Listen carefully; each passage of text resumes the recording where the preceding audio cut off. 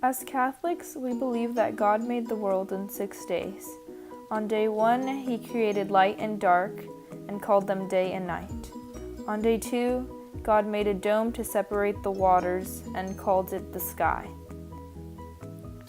On day 3, God gathered the waters so that the dry ground was visible. The dry ground he called land, and the gathered waters he called sea. He also created plants of every kind.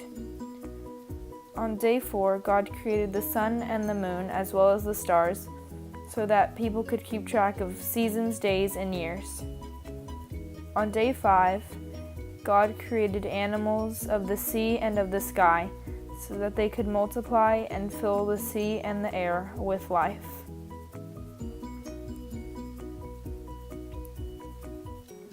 On day 6, God created animals to live on earth. He also created humans to live on it and multiply. He created male and female, Adam and Eve, to rule amongst the other creatures he had created. On the 7th day, God rested and adored his works. This is why the 7th day is holy. We all know about Adam and Eve's sin. Because of this sin, we are each born with original sin at birth. God had given Adam and Eve instructions not to eat from the fruit of knowledge, but they were curious, and they did so, out of temptation from Satan disguised as a serpent. After they bit into the fruit, their eyes were opened, and they realized that they were naked and tried to clothe themselves. God was disappointed with them, and he set them out of the Garden of Eden. Even though this happened, God had a plan to save salvation of man through his Son, Jesus Christ. After some time, God began to see that the earth was not as he had planned it to be. He decided that he would wipe mankind off the face of the earth, but there was one man that God could trust. His name was Noah. God directed Noah to build an ark to protect him and his family from a flood that would destroy everything on earth. God also told Noah to bring a male and a female of every creature he had created onto his ark to protect them from the flood. He also told him to bring 7 pairs of clean animals, as well as food for his family and for the animals while they were on the ark. Once Noah had completed all of the tasks God requested him to complete, him and his family went into the ark along with all of the other animals. God began to set rain upon the earth for 40 days and 40 nights, killing every living creature. Finally, the waters receded, and the ark came to rest upon land. Finally, God told Noah to get off of the ark, and immediately Noah made an altar for burnt offerings to God. God then made a covenant with Noah that never again would he flood the earth. As a sign of his promise, God put a rainbow into the sky so that everyone would know that he is fulfilling his promise. Abraham was one of God's chosen people, as the first covenant was between him and God. The symbol of this covenant is circumcision of a Jewish man.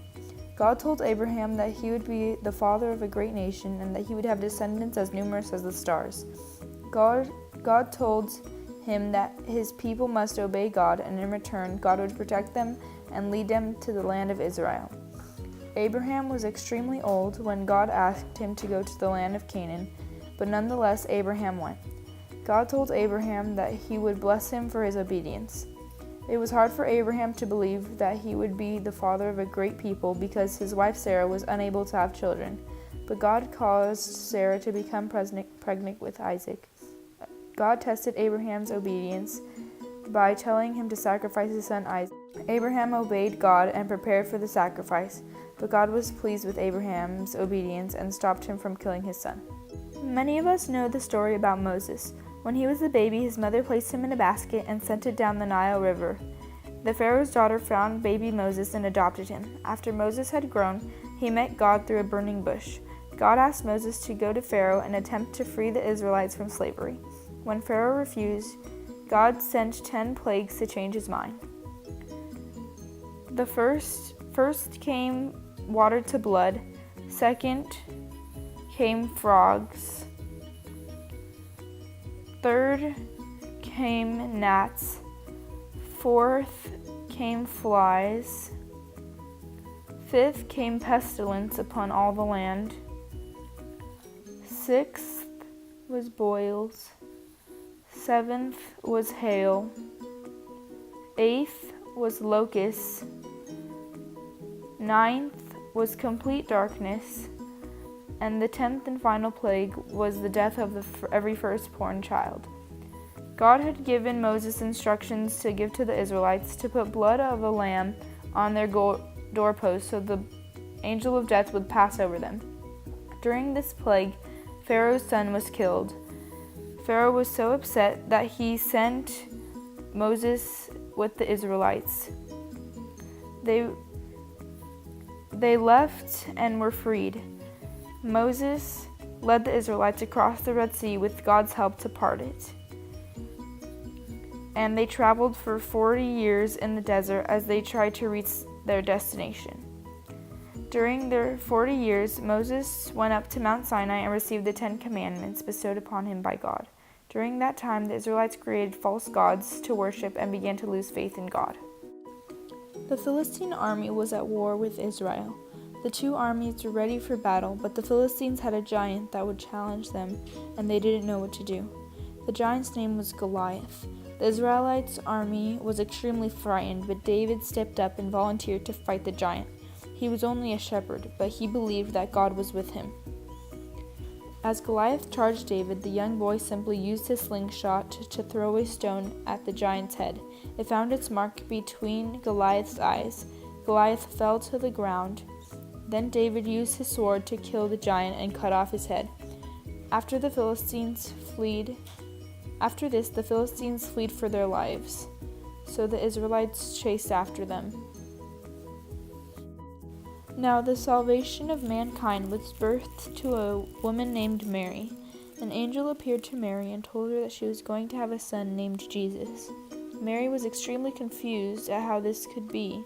She was only 13, but the angel told her that it was God's will, and Mary was obedient. Jesus was born in a manger under a star, and shepherds visited him. As he grew older, it became obvious to Mary and Joseph that he was wise beyond his years. Mary knew that Jesus was the Son of God, and she raised him the best she could as a young boy. Jesus spoke to the priests about God, and everyone was surprised of the knowledge he had. As he grew older, he selected 12 disciples to help him along his way. He performed many miracles, such as turning water into wine, giving the blind sight, and walking on water. At the end of Jesus' life, he prayed that God's will be done, whether it was him on a cross or not. Jesus was betrayed by one of his 12 disciples, Judas, and was crucified on the night we call Good Friday. Because of Jesus, mankind was saved, and we are very thankful for all that he has done for us.